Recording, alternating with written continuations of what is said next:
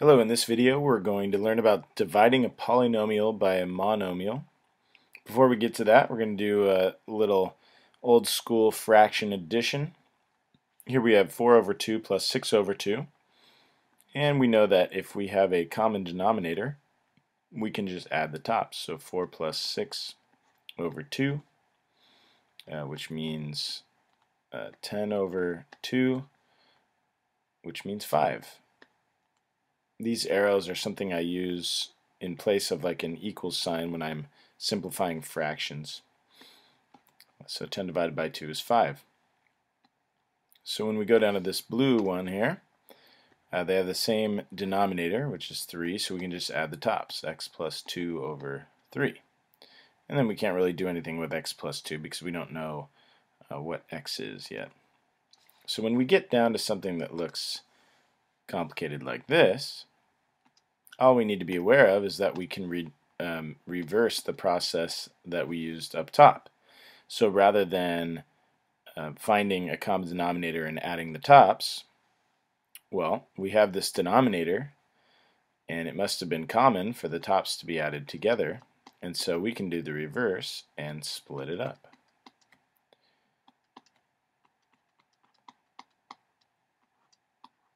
Notice all I'm doing is splitting up the top 3 terms and putting them over that same denominator.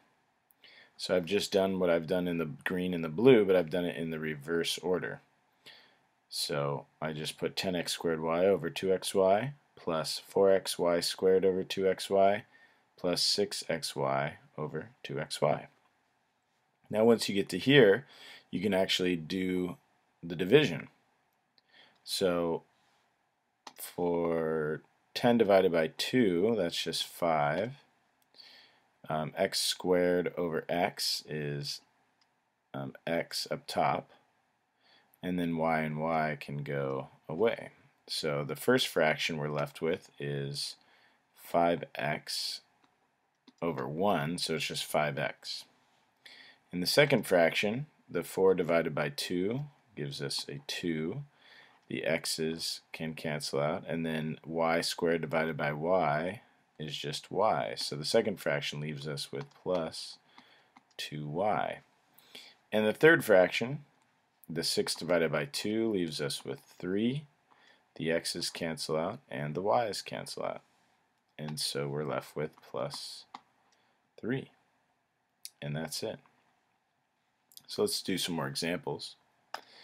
In this blue one up here, again, we're going to reverse the process of adding the fraction and split it up. So we're going to have 15c to the 5th over 3c squared plus 3c to the 3rd over 3c squared.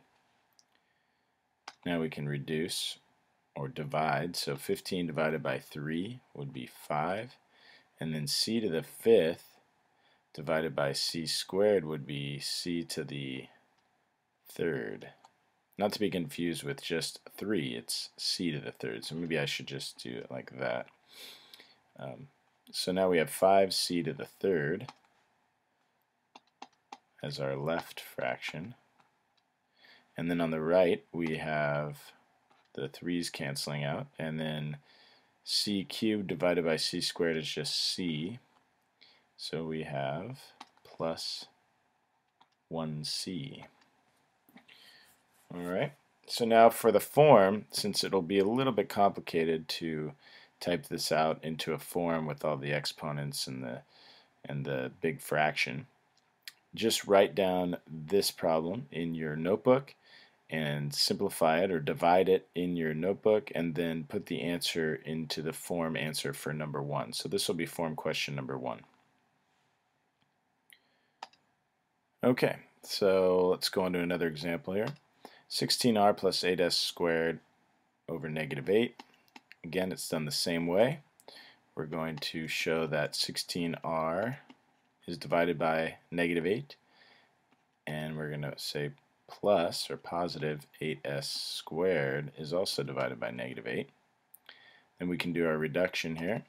16 divided by negative 8. It doesn't matter if the negative's on top or bottom, but the top is generally the accepted way. So I'm going to put the -2 on top here, and then the answer to that fraction, or the simplified version of that fraction, is just -2r. And then the right fraction, the 8 divided by -8, just ends up with -1. And then we still have that s squared on top, so minus s squared, because we have this plus negative, so we can just say minus s squared. So for your form question number 2, write this one down in your notebook, do it, and put the answer in for the form question number 2 answer. Alright, let's do another example here. This is an example that most students make a mistake on, and it's because of this subtraction of a fraction. More importantly, it's subtraction of a fraction that has two things going on in the numerator.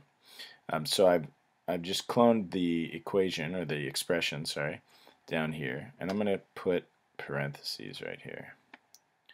The reason we need to do that is this subtraction sign, and we don't need to do that, but this is a way of thinking about it, because remember, when you're subtracting everything up here. So this 2n squared needs to be subtracted.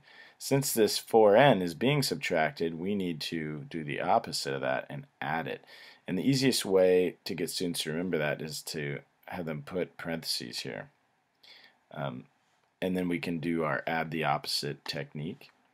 And so it's going to end up looking like, so the n squared plus 2n over n doesn't change. Okay, but then we have this, so we can say plus, all right, we're going to change this to a plus, and we're going to change these to opposites. Okay, so we're going to have plus negative 2n squared over 2n, and then again we have plus, because plus, now we have 4n over 2n. So notice how things change there. By adding the opposite, this had to be changed to a negative, and this had to be changed to a positive. Once we're done with that, everything's pretty simple. Oh, I forgot to split this one up. Let me fix that. So this should be over n plus, there we go. So now, to reduce these, n squared over n becomes n. 2n over n becomes, oops, I crossed out the wrong thing. The n's go away, and you are left with a 2. Here the 2's go away. Keep in mind this still ends up as a -1 here, right? And then the n squared divided by n is just n. And then you get a 2, and these n's go away. So what we end up with is n plus 2 plus negative, so we're going to say minus n plus 2. Now we have to combine any like terms here. So n minus n is 0, and then 2 plus 2 is 4. This is one of the things I really enjoy about algebra, is being able to simplify something that looks very complicated and realizing that all it means is the number 4. So here's your final simplified divided answer. And here is your form question number 3. So write this down in your notebook, simplify it, divide it, subtract it, and put the answer in the answer space for form question number 3. Thanks for watching.